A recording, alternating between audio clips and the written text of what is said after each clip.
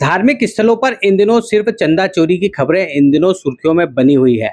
मैं आपको बताना चाहूँगा कि अयोध्या में राम मंदिर में हुए चंदा चोरी के साथ ही आगर के बगलामुखी में भी चंदा चोरी की खबर ने चारों ओर हड़कंप मचा रखा है।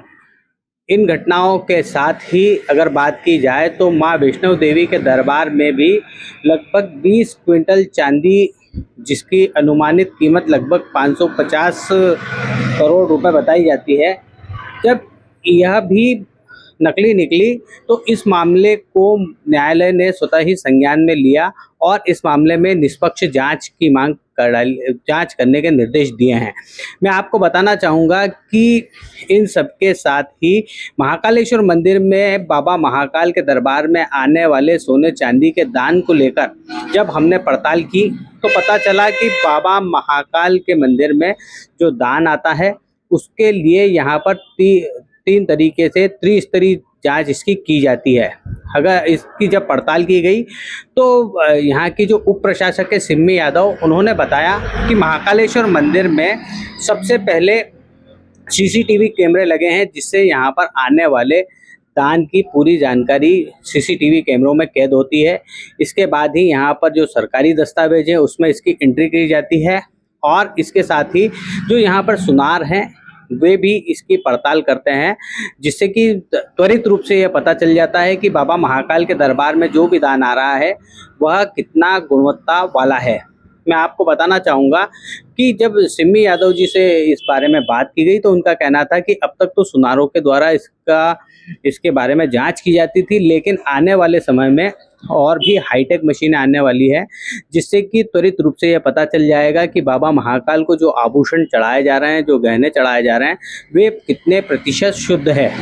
यहाँ की जब जांच की, जो लोग सुनार इसकी जांच करते हैं उनका इस बारे में कहना है कि यहाँ पे जो आभूषण चढ़ाए जाते हैं वे श्रद्धालुओं के हिसाब से तो पूरी तरह असली होते हैं, लेकिन कभी कभी कुछ सुनार लोग इसमें गड़बड़ी करते हैं और ऐसे आभूषण यहाँ पर उपलब्ध करवा देते हैं श्रद्धालुओं को, जिसमें किसी न किसी चीज़ की मिलावट होती है।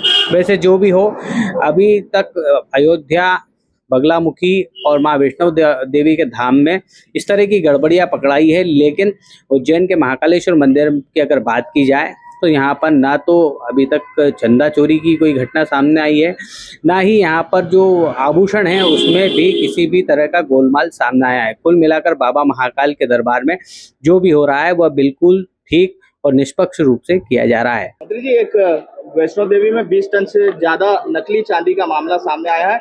उसके बाद महाकालेश्वर मंदिर में भी जांच की गई तो पता चला कि यहाँ पर पूर्ण पारदर्शी, क्या किस तरह से बाबा महाकाल की सेवा में जो सेवार्थी लगे हुए हैं उसमें सीसीटीवी कैमरे की निगरानी के साथ 3 लोगों की समितियां भी हैं।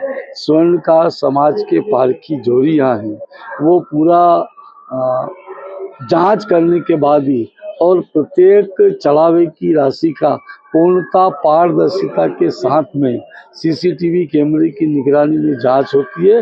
बाबा महाकाल का आशीर्वाद पूरी सृष्टि के ऊपर तो है, उज्जैन वासियों के ऊपर भी है और उसी के कारण प्रतिदिन मेरे बाबा के दर्शन करने लगभग 2-2.25 लाख दर्शनार्थी प्रतिदिन दर्शन करने के लिए आते हैं। उज्जैन के निवासी उनकी सेवा के लिए, उज्जैन के सेवक उनकी सेवा के लिए तत्पर रहते हैं और पूरी पारदर्शिता के साथ में आने पाई का पूर्णता व्यवस्थित हिसाब होता है। मैं सारे महाकाल मंदिर परिसर में सेवार्थियों का मन की गहराइयों से अभिनंदन करता हूँ, स्वागत करता हूँ और हम सब बाबा महाकाल की कृपा से, कृपा सब पर बनी रहे और हम सब बाबा की सेवा में सदा लगे रहे, ऐसी भगवान से प्रार्थना करता हूँ।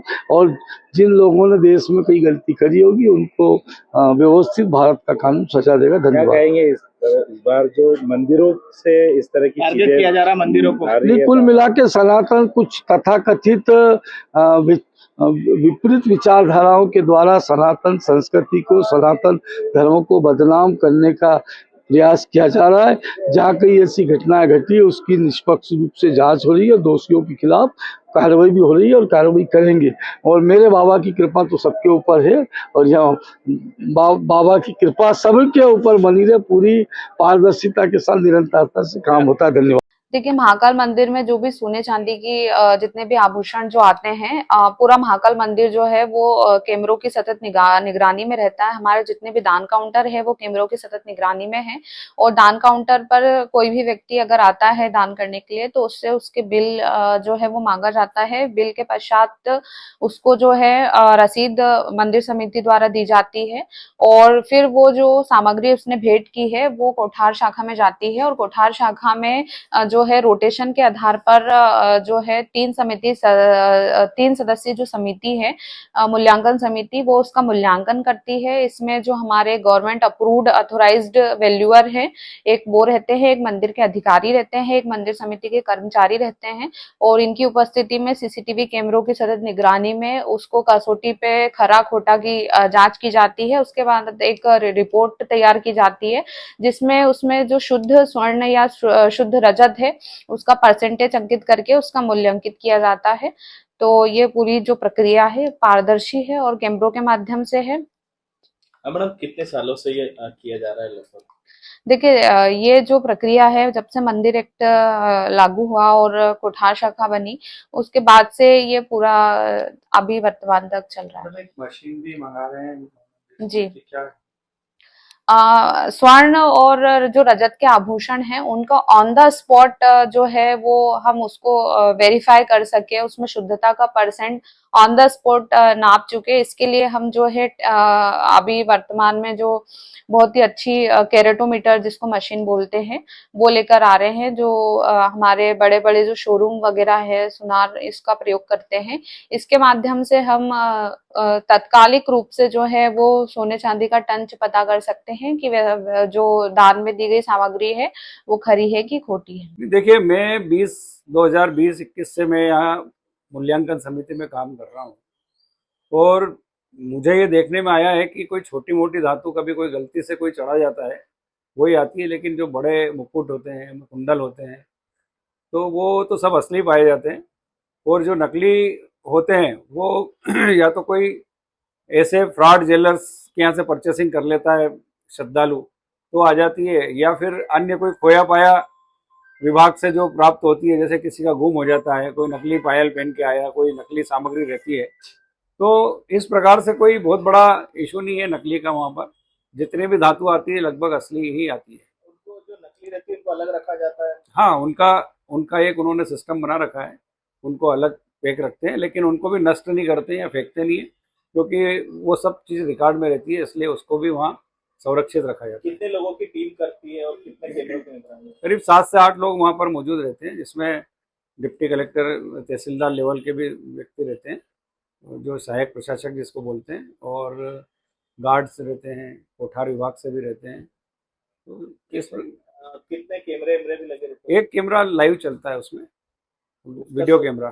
जी। अच्छा, दूसरी बात ये है कि ये जो पूरा सामग्री किस तरह से चढ़ाई जाती है और किस तरह से चेकिंग की जाती है? देखिए, श्रद्धालु जब वो सामग्री लेके आता है तो गर्भगृह में भगवान के यहाँ अर्पण करता है, उसके बाद उनको वहाँ रसीद दी जाती है। रसीद देने के बाद वो कोठार शाखा में आता है और उसके बाद जब हम मूल्यांकन करते हैं, वहाँ पर 3 पदस्थ हैं, वो हमारा एक रोस्टर बना हुआ होता है, उस दिनांक पे हम वहाँ जाकर हमारे हिसाब से चेक करते हैं उनको, क्योंकि वहाँ पर कोई परमानेंट व्यक्ति नहीं रहता है, इसलिए जब हमारे पास हम जाते हैं तभी उस धातु को चेक कर पाते हैं। आपके राज्य की खबरें, आपके शहर की खबरें सबसे पहले जानने के लिए देखते रहें अमर उजाला। चैनल को सब्सक्राइब जरूर कर लें और पाएं हर अपडेट।